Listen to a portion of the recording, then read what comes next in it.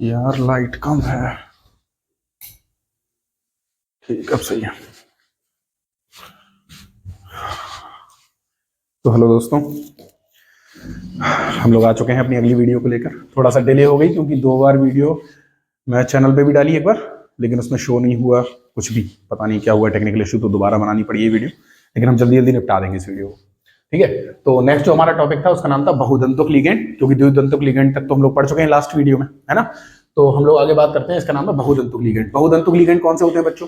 तो जिनमें 2 या 2 से अधिक दाता परमाणु उपस्थित होते हैं उन्हें हम लोग क्या बोलते हैं? बहुदंतुक लिगेंड, ठीक है। जिसमें 2 या 2 से अधिक दाता परमाणु होंगे उसको हम लोग बोलेंगे बहुदंतुक लिगेंड। जैसे कि एक एग्जांपल आपको दिखाई दे रहा है, यहाँ देखो, एक एमीन, दूसरा, तीसरा, ठीक है। यानी कि 2 से अधिक होना चाहिए, तो 3 हो, 4 हो, 5 हो, जितने भी दाता परमाणु आपको दिखाई दे रहे हैं उन सभी को हम लोग, जो संकुल बनके तैयार होगा, ये जो लिगेंड होंगे उनको हम लोग क्या बोलेंगे? बहुदंतुक लिगेंड कहेंगे, सही है। तो जिनमें 2 या 2 से अधिक दाता परमाणु उपस्थित होते हैं उन्हें क्या कहते हैं? बहुदंतुक लिगेंड कहते हैं। जैसे इसमें 1, 2, 3 कितने दाता परमाणु हैं इसके अंदर? तो हम लोगों को ये बात पता चल रही है कि इसके अंदर 3 दाता परमाणु हैं। अच्छा, इसमें देखो 1, 2 और 3, इसमें भी 3 दाता परमाणु हमको दिखाई दे रहे हैं। एक और है 4 दाता परमाणु हमको दिखाई दे रहे हैं। इसमें देखो तो 1, ठीक है, 2, फिर ये है इधर, ठीक है। कितने हो गए? 1, 2, 3, 4 और ये 5, टोटल 5 हमको दिखाई दे रहे हैं। इसमें देखो आप 1, 2, 3, 4, 5, 6 दाता परमाणु हमको दिखाई दे रहे हैं। तो ये सभी जो एग्जाम्पल आपको दिखाई दे रहे हैं वो किसके हैं? बहुदंतुक लिगेंड के। देखो इनके नाम भी थोड़े से सुन लो किस तरीके से नाम होते हैं। जैसे 1, 2, 3 कितने एमीन है? ट्राई एमीन, ठीक है। तो इनका नामकरण खैर मैं सिखाऊंगा आपको। तो ट्राई एमीन, सॉरी,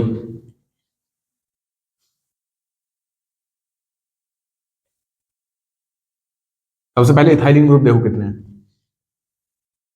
ठीक है। इथाइलिन ग्रुप देख लो आप लोग कितने हैं। तो 1, 2, तो इसका नाम क्या होगा? इसका नाम होगा डाई इथाइलिन, और 1, 2, 3 ट्राई एमीन, ट्राई एमीन। तो डाई इथाइलिन ट्राई एमीन ऊपर वाले का नाम है। इसका बना लो चलो अब इसी तरीके से। तो कितने इथाइलिन ग्रुप है? 1, 2, 3, यानी कि नाम क्या होगा? तो ट्राई इथाइलिन। मैं मुंह से बोल रहा हूं, अगर आपको दिखने में थोड़ा सा छोटा लग रहा हो तो थोड़ा जूम कर लेना, वरना मैं बोल तो रहा ही मुंह से। तो 1, 2, 3 ट्राई इथाइलिन, ठीक है। ट्राई इथाइलिन, और कितने एमीन है? 1, 2, 3, 4 टेट्रा एमीन, टेट्रा एमीन। तो ट्राई इथाइलिन टेट्रा एमीन इसका नाम हो जाएगा। अच्छा, इस वाले का नाम देखते हैं।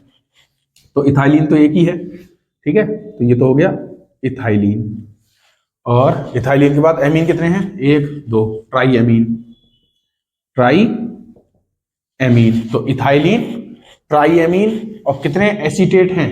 तो 1, 2, 3 ट्राई एसीटेटो, ट्राई एसीटेटो, ठीक है। तो इथाइलिन, ट्राई एमीन, ट्राई एसीटेटो इसका नाम हो जाएगा बच्चों। ओके, अब हम लोग इससे आगे की बात करते हैं। चलो, तो इसका नाम बनाएंगे। तो इसमें भी एक इथाइलिन ग्रुप है, तो इथाइलिन और diamine, diamine, ethylene, diamine, ethylene 1, 2 amine, तो diamine, ethylene, diamine, और कितने एसीटेटो? 1, 2, 3, 4 एसीटेटो। तो टेट्रा एसीटेटो, टेट्रा एसीटेटो इसका नाम हो जाएगा बच्चों। ये एक और नाम से फेमस है जो कि सबसे ज्यादा एग्जाम में पूछा जाता है, जिसका नाम है EDTA, ठीक है। इथाइलिन डाइएमीन टेट्रा एसीटेटो के नाम से ये बहुत ज्यादा फेमस है और काफी ज्यादा पूछा जाता है, ठीक है। तो नेक्स्ट टॉपिक आता है हमारा जिसका नाम है उभयदंतुक लिगेंड। अच्छा, उभयदंतुक लिगेंड कौन से होते हैं? तो उभयदंतुक लिगेंड वो होते हैं जिनमें कम से कम 2 दाता परमाणु उपस्थित हो। कम से कम कितने दाता परमाणु उपस्थित हो? 2 दाता परमाणु उपस्थित हो, और संकुल निर्माण में कितने भाग लें? केवल 1। यानी दाता परमाणु तो कितने होंगे? 2 होंगे, लेकिन जब भी संकुल का निर्माण होगा तो कभी कोई सा भाग ले लेगा, कभी कोई सा भाग ले लेगा, ठीक है। अलग अलग भाग ले लेते हैं। जैसे कि एक एग्जाम्पल देखो आप, NO2। NO2 में क्या होता है? नाइट्रोजन कभी दाता परमाणु का कार्य करने लगता है तो कभी ऑक्सीजन दाता परमाणु का कार्य करने लगता है। यदि नाइट्रोजन दाता परमाणु का कार्य कर रहा है तो उसको तो बोलेंगे हम लोग नाइट्रो, क्या बोलेंगे? नाइट्रो बोलेंगे बच्चों। और अगर ऑक्सीजन दाता परमाणु का काम करने लगे तो हम उसका नाम बोल देंगे नाइट्राइटो, क्या बोलेंगे? नाइट्राइटो। Is that clear? समझ में आया ना? ठीक, बहुत अच्छी बात है। ऐसे ही देखो CN-, उसमें भी यही होता है। तो कभी कार्बन दाता परमाणु का कार्य करने लगता है और कभी नाइट्रोजन। अगर कार्बन दाता परमाणु का कार्य करेगा तो उसका नाम हो जाएगा साइनाइडो, ठीक है। और अगर नाइट्रोजन धातु परमाणु का कार्य करेगा तो उसका नाम हो जाएगा आइसोसाइनाइडो। समझ में आया ना, बहुत अच्छी बात है। चलो नेक्स्ट टॉपिक पे, मैं थोड़ा सा तेज भी कर रहा हूँ क्योंकि वैसे भी रिवीजन तो है ही है, ऊपर से ये मैं पहले से ही बना चुका हूँ, तो मैंने कोशिश करी कि पहले से लिख लूँ ताकि जल्दी वीडियो बन जाए। 1 घंटे की लंबी वीडियो बनेगी, आप लोग वैसे भी नहीं देखने वाले, मेरे को पता है ये चीज, ठीक है। बहुत आलसी है भाई लोग और खासकर हॉस्टल वाले तो जरूरत से ज्यादा आलसी हैं। पूरे दिन पढ़े हैं कि मैं पढ़ ही लें, लेकिन उसके बाद भी खैर छोड़ो, आगे बात करते हैं। आज एक बच्चे का बर्थडे था, बच्चे कह रहा हूँ, एक बर्थडे था एक बच्चे का हॉस्टल में जहां मैं नहीं पहुंच पाया। किशन नाम है उसका, तो wish you very happy birthday Kishan, और क्षमा चाहते बेटा नहीं आ पाए। अब मैं रात में इस वीडियो को डाल पाऊंगा, रिकॉर्ड भी बहुत लेट कर रहा हूँ, ठीक है। चलो, तो कीलेट या कीलेटीकरण, तो कोई द्विदंतुक लिगैंड, सबसे पहले क्या है, तो बाइडेंटिक लिगैंड होना चाहिए, कोई द्विदंतुक लिगैंड होना चाहिए और केंद्रीय धातु परमाणु के साथ जुड़कर एक रिंग या वलय का निर्माण कर ले वो। समझ में आया, मतलब क्या है कि सबसे पहले तो एक द्विदंतुक लिगैंड हो, पहली चीज। दूसरी बात कि द्विदंतुक लिगैंड तो होगा ही होगा, लेकिन जब वो किसी लिगैंड के साथ जुड़ेगा, ठीक है, द्विदंतुक केंद्रीय परमाणु, सॉरी कोई द्विदंतुक लिगैंड, हाँ, तो कोई द्विदंतुक लिगैंड जब केंद्रीय धातु परमाणु के साथ जुड़े, मतलब क्या है, मतलब सिर्फ इतना सा है कि एक द्विदंतुक लिगैंड है और वो किससे जुड़ेगा, तो केंद्रीय धातु परमाणु के साथ जुड़ेगा, और जब भी जुड़े तब वो क्या करे, एक वलय या रिंग या छल्ले का निर्माण कर दे बच्चों, ठीक है। तो देखो यहाँ पर एक इथाइलिन डाइएमीन तो ये दिखाई दे रहा होगा आपको, इथाइलिन और डाइएमीन, यहाँ भी इथाइलिन और डाइएमीन, इथाइलिन और डाइएमीन, ये क्या कर रहा है, ये कॉपर के साथ जुड़ रहा है, और जब कॉपर के साथ जुड़ रहा है तो एक वलय का निर्माण कर रहा है, नहीं कर रहा बच्चों, देखो एक वलय का निर्माण कर रहा है, और जब ये वलय का निर्माण कर रहा है तो हम इसको क्या बोल देंगे, यही क्या है, कीलेट। ये कैसा यौगिक है, कीलेट, और ये क्रिया पूरी क्या कहलाती है जुड़ने की, तो इसी को बोलते हैं हम लोग कीलेटीकरण। क्या बात समझ में आई आपको। एक चीज यहां पर और आप लोग नोट करके लिख सकते हैं, और मैं कहां लिखा हूं उसको, आप सिर्फ इतना सुन लो, ठीक है, मैं यहां हल्का सा लिख दे रहा हूं। एक बात आपको याद रखनी है, और वो बात ये है कि जितने भी कीलेट यौगिक होते हैं वो अधिक स्थायी होते हैं, ठीक है। क्या लिखना है आपको कि कीलेट यौगिक जो होंगे, कीलेट यौगिक अकीलेट यौगिकों से, अकीलेट यौगिकों से अधिक स्थायी होते हैं, अधिक स्थायी होते हैं, ठीक है। तो इस बात को आपको ध्यान में रखना है। और अकीलेट कौन से होंगे, जिनमें रिंग या वलय ना बने, है ना, तो जिसमें रिंग या वलय निर्माण नहीं होता उसे अकीलेट कहते हैं, वो कम स्थायी होते हैं, लेकिन जिनमें कीलेट बन जाता है वो अधिक स्थायी होते हैं। और एक बात और आपको याद रखनी है कि जो यौगिक जितना ज्यादा स्थायी होगा वो उतना ही कम क्रियाशील भी होगा। अगर ज्यादा स्थायी है तो वो क्रिया ही क्यों करेगा भाई, है ना। तो इस बात को आपको ध्यान रखना, बहुत कम क्रियाशील होते हैं वो लोग जो ज्यादा स्थायी होंगे, तो ये ज्यादा स्थायी इसलिए कम वो होता है, ठीक है। चलो भाई अगली बात करते हैं किसकी, उपसह संयोजन संख्या। अब उपसह संयोजन संख्या कौन सी होती है, तो केंद्रीय धातु परमाणु लिगेंड्स का जितने बॉन्डों के साथ जुड़ा हो, जितने उपसह संयोजी बंध उसके अंदर हो, आप उन उपसह संयोजी बंधों को काउंट कर लो। जैसे देखो मैं एक एग्जांपल आपको बताता हूं, अगर यहां दिखाई दे रहा है नहीं दे रहा है, मैं कोशिश करता हूं। देखो बच्चों, जैसे Fe है, आपने सुना होगा K4FeCN6, है ना, तो K4FeCN6 का मैं चित्र बना रहा हूं। तो 4K+ तो इधर साइड होते हैं, इधर Fe आता है, और हर तरफ एक एक Cn होता है बच्चों, और ये सब क्या है, उपसह संयोजी बंध। ओके, ये सारे के सारे क्या हैं, उपसह संयोजी बंध लगे हुए हैं बच्चों। तो अगर मैं बात करूं कि आपको ये निकालना हो कि इसकी उपसह संयोजन संख्या कितनी है, तो आप कैसे निकालोगे, उपसह संयोजन संख्या, इसका नाम समन्वय संख्या भी होता है, तो दोनों में से किसी नाम से पूछ सकते हैं वो, उपसह संयोजन संख्या या समन्वय संख्या। कैसे निकालते हैं उपसह संयोजन या उपसह संयोजन संख्या या फिर समन्वय संख्या, तो आप सीधे ही काउंट कर लो कितने हैं, तो 1 2 3 4 5 6, कितने हैं 6, यानी कि FeCN6 में इसकी Fe की जो उपसह संयोजन संख्या होगी उसकी वो कितनी होगी, 6 होगी बच्चों, कितनी होगी 6, क्योंकि 6 उपसह संयोजी बंध बने थे, तो जितने उपसह संयोजी बंध उतना ही उपसह संयोजन संख्या। समझ आया ना, बहुत अच्छी बात है। चलो आगे की बात करते हैं बच्चों हम लोग। नेक्स्ट जो टॉपिक है हमारा वो क्या है, वो है केंद्रीय धातु परमाणु की ऑक्सीकरण संख्या ज्ञात करना। केंद्रीय धातु परमाणु की ऑक्सीकरण संख्या ज्ञात करना। अब ऑक्सीकरण संख्या आपने फर्स्ट ईयर में खूब अच्छे से पढ़ी होगी, तो इसको 7-8 एग्जाम्पल कराने कोई मतलब नहीं है, एक मैं करा दूंगा, एक आप अपने पास ट्राई कर लेना, आपको समझ में आ जाएगा। जैसे ही देखो बच्चों, अगर मैं पोटेशियम की बात करूं तो कितनी होती है ऑक्सीकरण संख्या, +1, x, इसकी तो निकालनी है केंद्रीय धातु परमाणु की, इसको x मान लिया, इसकी 0 होती है, ठीक है। अब सॉल्व करने की आप लोग कोशिश करो। चलो तो सबसे पहले तो यहां पर सॉल्व करते हैं हम लोग। तो पोटेशियम कितनी है +1, लेकिन पोटेशियम है कितने, तो 4, प्लस Fe तो है ही X, और साइनाइड की -1 होती है। ठीक है बच्चों, इस बात को थोड़ा ध्यान रखना, 0 लिख गया वहां पर। तो Fe कितना है X। अब क्या करेंगे, Cn की कितनी होती है, Cn की होती है -1, और है कितने Cn, 6, बराबर क्या है 0। जब कोई आवेश नहीं होता तो यहाँ पर 0 लगाते हैं, ये बात आप जानते ही होंगे। ठीक है, अब इसको सॉल्व करते हैं। तो 4 एकम 4 प्लस X प्लस 6 एकम 6, तो माइनस का 6 आ जाएगा बच्चों, बराबर 0। 6 में से 4 गया तो कितना बचेगा, माइनस का 2, तो x - 2 बराबर 0, और x को उधर भेज देंगे तो कितना आ जाएगा, +2। यानी कि Fe की जो ऑक्सीडेशन नंबर होगा और Fe की जो ऑक्सीकरण संख्या होगी वो कितनी हो जाएगी बच्चों, +2 हो जाएगी। समझ आया ना आपको, बहुत अच्छी बात है। चलो, तो नेक्स्ट टॉपिक हम लोग देखते हैं जिसका नाम है समरूप या असमरूप संकुल। अच्छा, समरूप संकुल कौन से होते हैं, तो ऐसे संकुल समरूप संकुल होते हैं जिनमें लीगेंड एक समान होते हैं। अगर एक जैसे ही लीगेंड होंगे तो उसको तो बोलेंगे हम लोग समरूप संकुल, और अगर लीगेंड अलग अलग हुए तो हम उसको क्या बोलेंगे, उसको बोलेंगे असमरूप संकुल। ठीक है, जैसे एग्जांपल देखो आप, यहाँ क्या लिखा है FeCN6, तो लीगेंड कौन है, Cn, और कितने लीगेंड है, 6, और सारे के सारे Cn ही है ना, साइनाइड ही तो है सब में, तो सारे के सारे Cn ही है, 6 लीगेंड और 6 के 6 Cn, तो ये क्या हो गया, समरूप संकुल। ऐसे ये देख लो, ये NH3 कितने, लीगेंड NH3 है ना, और कितने हैं, 4, तो चारों के चारों NH3 तो हुए, तो इसका मतलब ये भी कैसा है, एक समरूप संकुल हुआ बच्चों। इसमें बात करते हैं, चलो, तो इसमें 2 प्रकार के लीगेंड दिखाई दे रहे हैं, एक Cl और 5 H2O, तो टोटल लीगेंड तो कितने हैं, 6, लेकिन 5 तो है H2O और 1 है Cl, तो एक तो अलग हो गया ना बच्चों। और मैंने पहले ही बोला था कि जो अलग अलग लीगेंड्स हों तो उनको क्या बोलेंगे, असमरूप, तो ये कैसा हो गया, असमरूप संकुल हो गया। ओके, अब अगर मैं इधर बात करूं तो इधर भी देखो आप, 1 2 3 4, कुल मिला के कितने लीगेंड, 4, और चारों ही अलग है। इधर देखो, इधर NH3 है, इधर Cl है, इधर Br है, और इधर I, तो चारों के चारों 4 लीगेंड उपस्थित थे, लेकिन चारों के चारों लीगेंड अलग अलग थे। और मैं पहले ही ये बात बोल चुका हूं आप लोगों को कि अगर लीगेंड अलग अलग दिखाई दे रहे हैं, इसका मतलब क्या है बच्चों, इसका मतलब बड़ा सिंपल सा है कि ये जो संकुल हो जाएगा बनके तैयार, इस संकुल को ही हम लोग बोलेंगे असमरूप संकुल। बात समझ में आई आपको, बहुत अच्छी बात।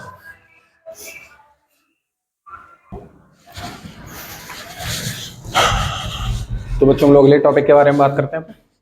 ठीक है, तो इसका नाम क्या है, इसका नाम है एक केंद्रक या बहुकेंद्रक संकुल। तो एक केंद्रक या बहुकेंद्रक संकुल कौन से होते हैं, पहले तो ये समझ लो।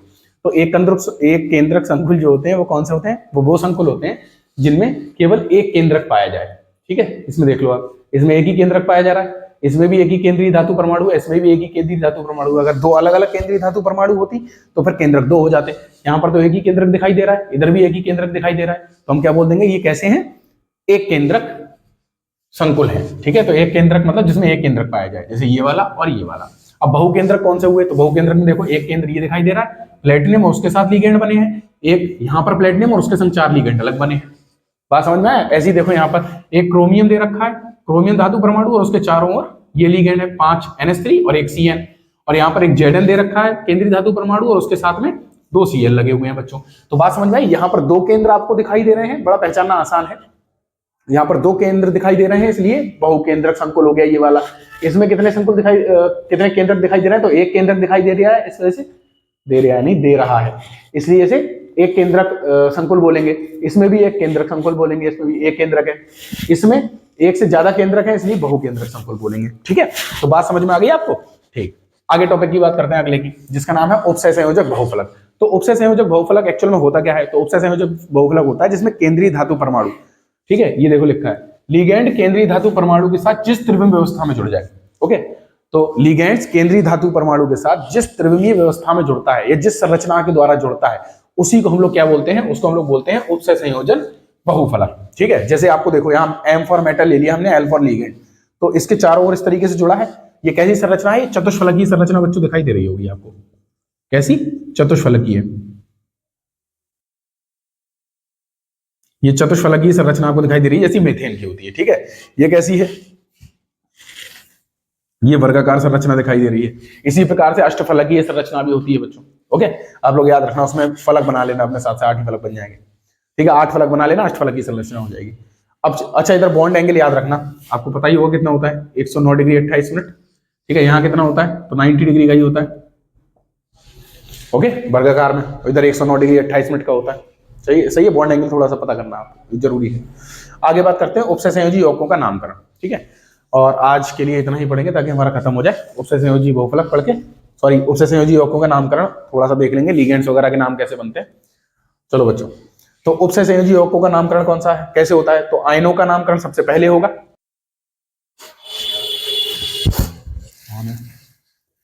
ठीक है बच्चों, अरे माइक डाउन हो गया तो फिर दोबारा से रिकॉर्ड करनी पड़ी। अच्छा देखो, उपसय संयोजी यौगिकों का नामकरण कर रहे थे हम लोग, मैंने क्या बोला, सबसे पहले हम लोग करते हैं धन आयनों का नामकरण। अब धन आयनों का नाम, आयनों का नामकरण सबसे पहले होगा, तो सबसे पहले आयनों में भी किसका नामकरण होता है, पहले धन आयन का, उसके बाद ऋण आयन का नामकरण। अच्छा धन आयन कौन सा वाला होगा, तो जो सबसे आगे होगा वो धन आयन, जो बाद में होगा ऋण आयन। जैसे कि K4FeCN6, पहले क्या आया K4, तो K4 क्या हो गया, धन आयन। FeCN6 पूरे ब्रैकेट के अंदर है, तो उपसय संयोजक परिसर में जो भी है पूरा, इसको हम लोग क्या बोलेंगे, इसको बोलेंगे ऋण आयन। ठीक, इधर देखो AgNO3, AgNH3 का होल ट्वाइस ब्रैकेट में है और पहले आ गया, तो ये इस बार धन आयन और इस बार ये ऋण आयन। ठीक है, इस प्रकार के जिसमें बाद में उपसय संयोजक परिसर होता है उसको बोलते हैं ऋणावेशित संकुल या ऋणायनिक संकुल। ओके, जिसमें जो उपसय संयोजक परिसर होता है वो पहले होता है उसको बोलते हैं धनायनिक संकुल। इस बात को आपको याद रखना है। ओके, तो सबसे पहले आयनों का नामकरण होगा और आयनों में भी सबसे पहले किसका होगा, तो पहले धनायन का नामकरण होगा, उसके बाद ऋणायन का नामकरण होगा। ठीक, क्या इस बात को समझ गए आप लोग, बहुत अच्छी बात है। आगे बात करेंगे उपसय संयोजक परिसर का नामकरण। ये मैं पूरा कंप्लीट पढ़ा चुका हूं एक्चुअल में, लेकिन वो वीडियो दोबारा से बनानी पड़ी तो इस चक्कर में नामकरण भी आपके सामने नहीं बन पाए। तो उपसय संयोजक परिसर का नामकरण, अब देखो नामकरण कैसे होगा, तो उपसय संयोजक परिसर में बिल्कुल इसके अपोजिट चलेगा, इसमें तो आगे से ही चलता चला जाता है नाम, उसमें उल्टा चलेगा। यानी कि पहले होगा लिगेंड का नामकरण, देखो लिखा है यहाँ पर, लिगेंड का नामकरण सबसे पहले होगा, वो भी एबीसीडी के हिसाब से होगा। उसके बाद किसका नामकरण होगा, तो उसके बाद होगा केंद्रीय धातु परमाणु का नामकरण, और लास्ट में केंद्रीय धातु परमाणु की ऑक्सीडेशन नंबर निकाल देंगे हम लोग। तो जैसे कि ये एक आया नाम, क्या है, CONH3 का होल 6, तो एमीन कितने हैं, 6, इसलिए इसका नाम बनेगा हेक्सा एमीन। उसके बाद किसका नाम बनेगा, इसका, ये क्या है, कोबाल्ट, तो हेक्सा एमीन कोबाल्ट, और ब्रैकेट के अंदर ऑक्सीडेशन नंबर जो कि आएगा +2। क्यों आया +2, तो ये तो 0 हो गया, बराबर में +2 हो गई, तो ये आ जाएगा इस तरीके से। ठीक है, आप लोग निकाल के देख लेना, बता चुका हूं मैं कि कैसे केंद्रीय धातु परमाणु की ऑक्सीडेशन नंबर निकालते हैं। ऐसे इसका नाम निकालो, तो CrClH2O का होल 5, तो पीछे से निकालेंगे, यहां पर 2 लिगेंड दिखाई दे रहे हैं, एक एक्वा दूसरा क्लोराइडो। अब एक्वा A से आता है, क्लोराइडो C से आता है, तो पहले किसका नाम होगा, A वाले का, यानी कि एक्वा पहले लगाएंगे। तो कितने एक्वा हैं, 5, तो पेंटा एक्वा, पेंटा एक्वा, उसके बाद क्लोराइडो, क्लोराइडो, फिर क्रोमियम, क्रोमियम, और उसके बाद इसकी ऑक्सीडेशन नंबर जो कि आएगी +3। ठीक है, तो 3 आयन। ओके, रोमन नंबर में ही लिखते हैं, इस बात को याद रखना, ऑक्सीडेशन नंबर को, केंद्रीय धातु परमाणु जो भी लिखा जाएगा वो ऑक्सीडेशन नंबर में, उसमें लिखा जाएगा रोमन नंबर में। ओके, आगे देखते हैं लिगेंड का नामकरण। अच्छा, लिगेंड का नामकरण बच्चों कैसे होता है, देखो, तो लिगेंड का नामकरण, जब भी ऋणावेशित लिगेंड का आप लोग नामकरण करोगे तो उसके नाम के बाद O लगा दोगे, जैसे H- hydrido, O2- oxido, O2 peroxido, okay, NH2 amido, SCN thiocyanido, NO2 nitrito, ONO-, ठीक है, ONO- का नाम नाइट्राइटो, उसका नाइट्रो होगा ऊपर वाले का, NO2 का नाइट्रो, ONO- का नाइट्राइटो, CH3O का मेथॉक्सो, OH- का हाइड्रोक्सो, SO4- सल्फेटो, SO3- सल्फाइटो, और NO3- का क्या होगा, नाइट्राइटो, C2O4- ऑक्सिलेटो, और ये 2 बार लिख गया है बच्चों। ठीक है, CH3COO- का एसीटेटो। ये टॉप 14 है, 14 जो बहुत इंपॉर्टेंट है, सबसे ज्यादा देखने को मिलते हैं ऋणावेशित। वैसे भी आप लोग जानते हो कि हमारे सिलेबस में ऋणावेशित लिगेंड ज्यादा है, तो उसके सवाल ज्यादा देखने को मिलते हैं, तो इन 14 को तो आपको बहुत अच्छे से याद कर लेना। ठीक है, अब बात करते हैं धनावेशित लिगेंड की। धनावेशित लिगेंड कैसे, तो ये कम देते हैं, बहुत कम क्वेश्चन आते हैं इन पर, लेकिन फिर भी देख लो। H3O+ हाइड्रोनियम, इसका नामकरण कैसे करके करते हैं हम लोग, पता है आप लोगों को, IUM लगा देते हैं इसके नाम के बाद। ठीक है, तो H3O+ hydronium, NO+ nitrosonium, NO2+ nitronium, और NH2 NH3 का नाम होता है हाइड्रेजीनियम। ठीक है बच्चों, तो आज की क्लास यहीं तक रहेगी, हम लोग इतना ही पढ़ेंगे। कल हम लोग इसकी प्रैक्टिस करेंगे, कल के सेशन में सुबह वीडियो रिकॉर्ड होगी, क्लास में ही कोशिश करेंगे, कोशिश क्या करेंगे, कर ही लेंगे। बच्चे बात बहुत करते हैं और कभी कभी माइक डाउन हो जाता है, कभी कोई प्रॉब्लम, कुछ गलतियां मेरी भी हैं, सुबह सो के भी नहीं उठ पाता हूँ, कभी कभी मैं रात में पढ़ाई करता हूँ, सुबह नहीं उठ पाता टाइम से, तो कोई नहीं, धीरे धीरे सब लोग सुधारेंगे सबको। आप लोग अच्छे से अपनी पढ़ाई करें, तरीका यही है, आप या तो पहले वीडियो देख लो उसके बाद नोट्स पढ़ लो, या फिर पहले नोट्स पढ़ लो उसके बाद वीडियो देख लो। जब भी आप फ्री हो, कुछ करने का मन ना हो, तो आप जो यूट्यूब और उस पर फालतू चीज़ें देख रहे हो या फिर इंस्टाग्राम पर रील्स देख रहे हो, तो उसको छोड़कर आप सीधे सीधे वीडियो लगाओ, हेडफोन लगाओ, ईयरबड्स लगाओ, जो भी है आपके पास कानों में लगाओ, आराम से फोन रख दो, सिर्फ सुनो। ठीक है, अगर आप धीरे धीरे 2x 1.25 पर चला के वीडियो सुनते रहोगे तो आपको बहुत बेनिफिट होगा। इससे आपकी लगातार तैयारी अच्छी होती चली जाएगी, इंप्रूव होती चली जाएगी, टिप्स आपके पास रहेंगे। टॉप 75 क्वेश्चंस में वैसे ही बना के बच्चों को दे चुका हूं, वो 75 क्वेश्चन आप लोगों को मिल गए होंगे। एक एक करके क्वेश्चंस तैयार करो आप लोग। ठीक है, आप लोगों के लिए एक नई सीरीज भी लेके आने वाला हूं मैं बहुत जल्दी ही, हो सकता है कल से ही स्टार्ट हो जाए, सेकंड वाले बैच में हम लोग स्टार्ट कर रहे हैं उसको, और उसमें हम लोग पर डे 10 क्वेश्चन कराएंगे। तो अब से लेके आपके एग्जाम तक लगातार 10 क्वेश्चन होंगे, तो जितने भी दिन होंगे उसमें आप मल्टीप्लाई कर लेना कितने क्वेश्चन हो जाएंगे हमारे पास अच्छा खासा। जैसे अभी लगभग 20-25 दिन भी अगर हम माने तो 10 क्वेश्चन के हिसाब से 250 क्वेश्चन तो यही हो गए। और यूपी बोर्ड में आप भी जानते हो, हम लोग भी जानते हैं कि ये कोई कंपटीशन का एग्जाम तो है नहीं। कैसा एग्जाम है? तो ये एग्जाम है बच्चों यूपी बोर्ड का। बोर्ड के एग्जाम में रिपीटेड क्वेश्चन आते हैं, सारे के सारे रिपीटेड हो जाते हैं, तो आपको बहुत फायदा होगा। उसी सीरीज से ही आपको सारे क्वेश्चंस मिल जाएंगे। प्रीवियस ईयर के सारे क्वेश्चन होंगे जो भी मैं कराऊंगा, एक भी क्वेश्चन बाहर से नहीं होगा। पीवाई के उनको बोलते हैं, प्रीवियस ईयर क्वेश्चन सारे वही होंगे, उनको बहुत अच्छे से तैयार कर लेना आप लोग। 10 क्वेश्चन कराने में जितना भी समय लगेगा उतनी लंबी वीडियो होगी। कोशिश करेंगे जल्दी जल्दी निपटा दें हम लोग। ठीक है, तो बाकी बातें कल। Till then do whatever you want to do, ऐश करो, मौज करो, खूब पढ़ाई करो और खूब मस्ती करो। ठीक है, चलो ठीक भाई।